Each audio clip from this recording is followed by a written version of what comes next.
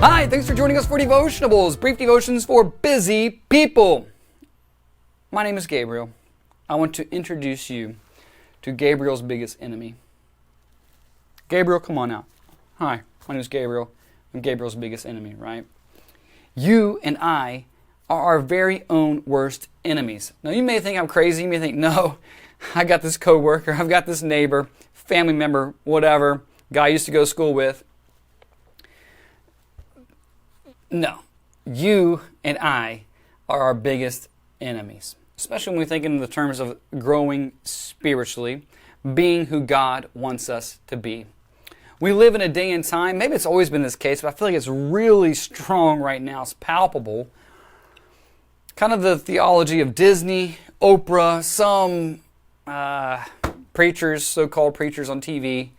Be true to yourself. Find your true self and let it out. That's what we see with all this transgender talk and sexual revolution talk. Just do what makes you happy. Pursue what makes you happy.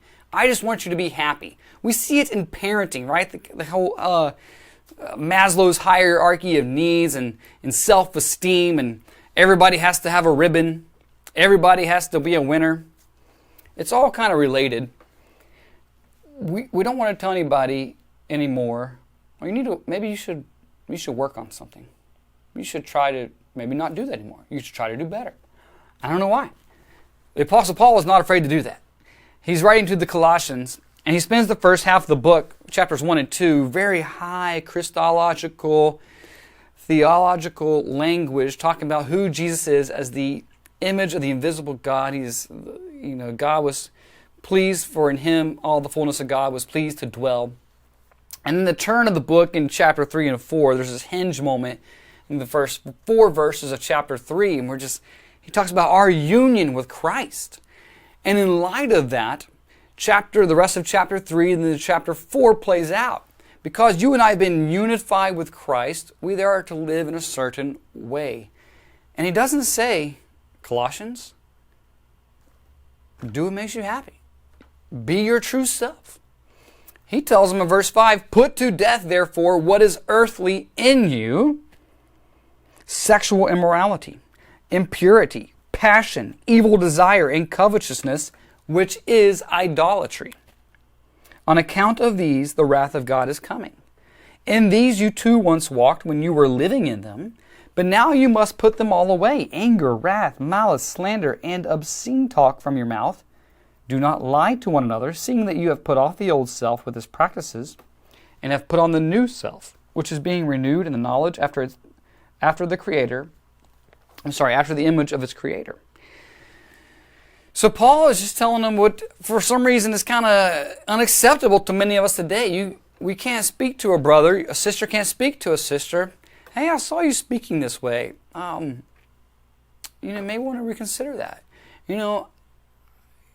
I have to learn to speak to myself more than I listen to myself. I listen to myself that I deserve that 3rd or 4th, 5th, 6th cookie of the day.